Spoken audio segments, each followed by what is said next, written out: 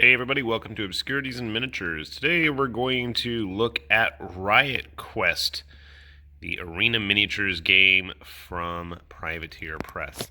So if you're not familiar, Riot Quest is their new, I don't want to necessarily say entry level, I don't know how hardcore the rules are yet, but they're kind of cashing in on the other games of this style, like Aristia or League of Legends, the MOBA type games. But basically, you put together a team and you're going to be playing against other players. This is a single player starter set as opposed to an actual two-player starter set. So this is enough for one player, which means your opponent's going to have the same as well. Why don't we take a look at what's inside, which should be on the back, and I already hear things pounding around in there. That's not good. So you get 5 models in here, and let's see, 15 dice, a map, rulebook, stat cards, game cards, and tokens. Okay. From what I understand, a lot of this stuff is supposed to be cross-compatible with their actual War Machine / Hordes game. I haven't played that in a long time, so I can't really comment on that. But the models do look like fun, and I've really enjoyed the individual characters that I've picked up on my own so far. So hopefully this bodes well for what's inside the box. I'm going to set the camera down and pop this open, and we'll see what's inside. And upon popping the lid of the box off, this is what we are greeted to inside. So we've got the deck of cards. We'll go through that later. I really like that model. I really want to get him. Eventually, he will be on Obscurities in Miniature, I promise that. The new Infernals and Monster Apocalypse. Really enjoyed the original one, but got more than enough models to paint as it is. Okay, I'm assuming this must be the game board. Okay, this is kind of disappointing. It is really thick and really big, it looks like, and it's just a paper mat. Thumbs down for that one. I'm kind of bummed out. I was hoping for a board. Maybe I'm just spoiled with playing Underworld a lot. Here's the rulebook. Okay. Well, it looks decent. Doesn't look too text and rule heavy, so that's a plus. Okay. Our dice. Okay, all of the miniatures are literally stuffed in a blister. Wow. Oh, well, if it's unbuilt, I guess that's not the end of the world. We'll take a look at those closer. Okay, piece of cardboard. And then a sheet of tokens, which seem to have started to already pop off. Token quality seems decent, nice and thick. Thematically appropriate. A couple more laying around in there. All right, so that is what's in the box. Let's take a closer look at the models, because that's what I'm after anyways, right? So here's what the miniatures look like. Let's take a closer look. So you're supposed to get 5 in the set. One's on a 42 on a 40mm base. Okay. Other 3 are on regular 30mm bases. And I already forgot the names. Let me double check. Alright, this is Aris, obviously, if you haven't played War Machine. Whoa, you're a big model. This is Dez. I don't recognize Dez. You can see, she's quite tall. Venturing into troll blood territory there. Here is Sir Dreyfus the Storm Knight. One thing I don't like about him is these really long lower leg proportions. I don't know why, but it reminds me of the character from the old medieval game for the PlayStation. I have no idea why. He's wearing a full suit of armor. I don't think that guy was. Sir something or other. Dez's gun and her other arm. A random resin shield. This must be for Sir Dreyfus. Here is our goblin friend, Gubbin. Minus a head and an arm. Sir Dreyfus's storm sword, or whatever they're called. This is Balthazar Bamfist with his punchy dwarf arms. Oh, what were the dwarves called? I forget. It's been a while since I've really been immersed in Iron Kingdom lore. I can't remember everything. Here's our Storm Knight's wings, which is a new thing. It's one of Eris's guns. This looks like an ammo clip for Dez, I'm assuming. That's a bit of flash. Or maybe, okay. This looks like the other arm for Sir Dreyfus. Another Eris arm. And two heads that I gotta figure out. That's obviously Gubbins and a ponytail for maybe Balthazar. Where's my dwarf? Yeah, there we go.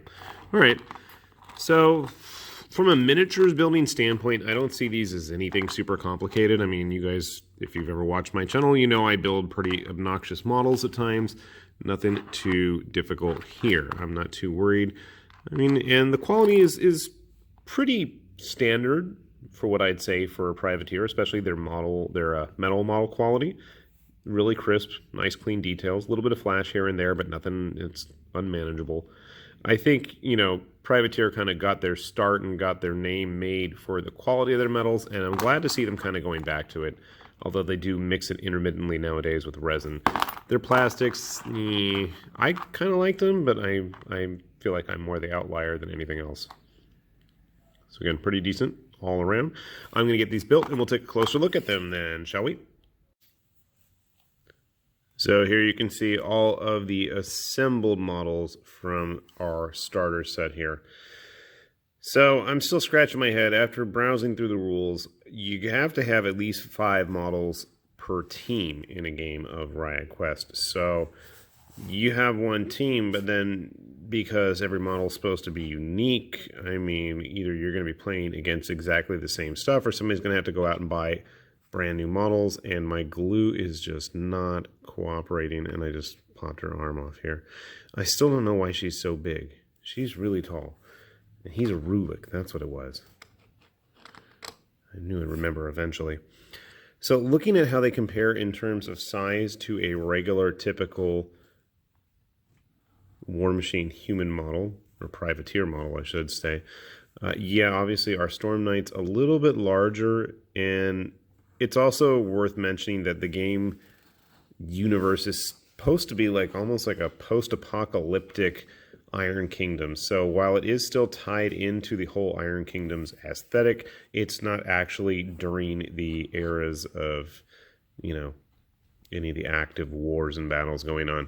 Kind of like how Blood Bowl was set in its own little pocket universe back during Warhammer Fantasy. You know, it existed, but it wasn't like its own thing in-game. So, models went together pretty well. My glue sucked, which really didn't help, but eventually some models were more cooperative than others.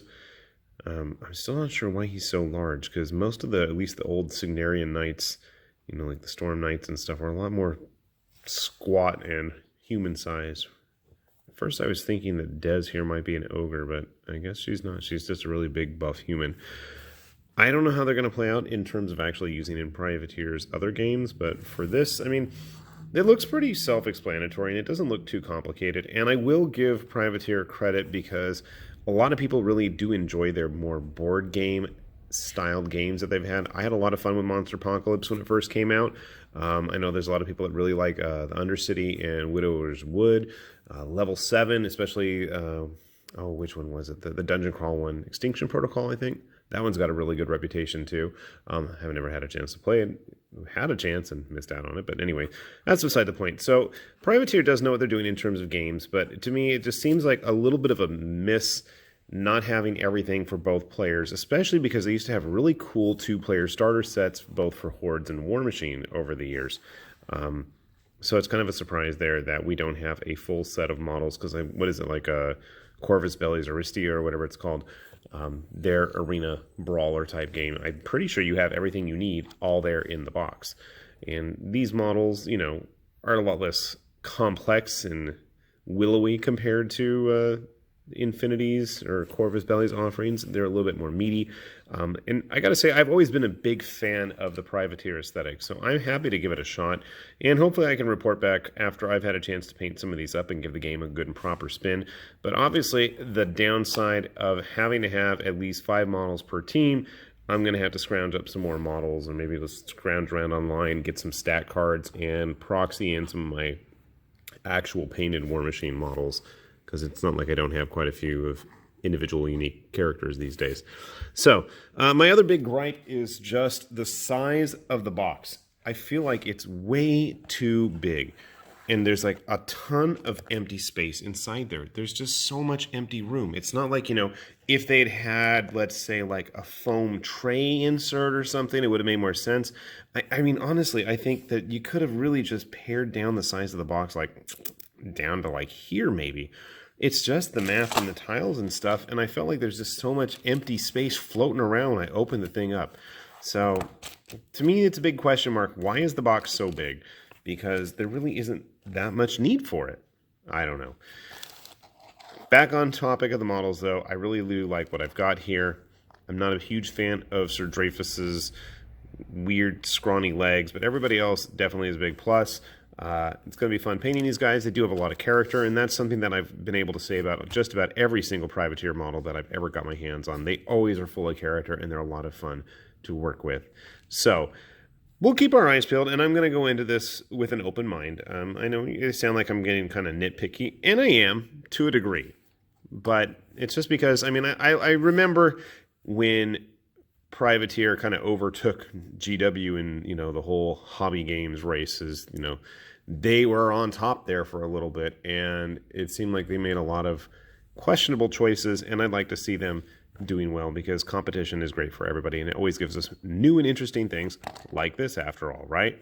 So, fingers crossed for the best for the game, and I'm going to be keeping my eyes peeled for more of these releases as they pop up, and hopefully we will get a proper game under our belts in the near future. With that said, this is High Lord Tamberlane with Obscurities and Miniatures, and I'd like to say thanks for watching, and hopefully we'll see you back here soon.